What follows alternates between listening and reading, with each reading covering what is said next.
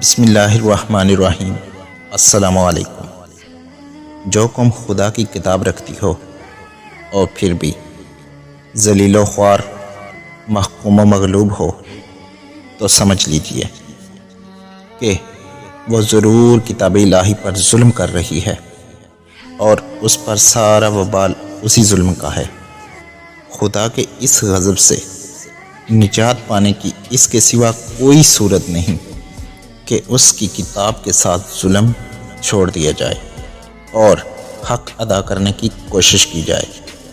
اگر آپ اس گناہ عظیم سے باز نہ آئیں گے تو آپ کی حالت ہرگز نہ بدلے گی، خواہ آپ یہودیوں کی طرح سود خوری کر کے کروڑ پتی ہی کیوں نہ بن جائیں۔ ویڈیو پسند آئی ہو تو پیاری باتیں چینل کو سبسکرائب کر دیجئے۔ شکریہ۔ فی امان اللہ۔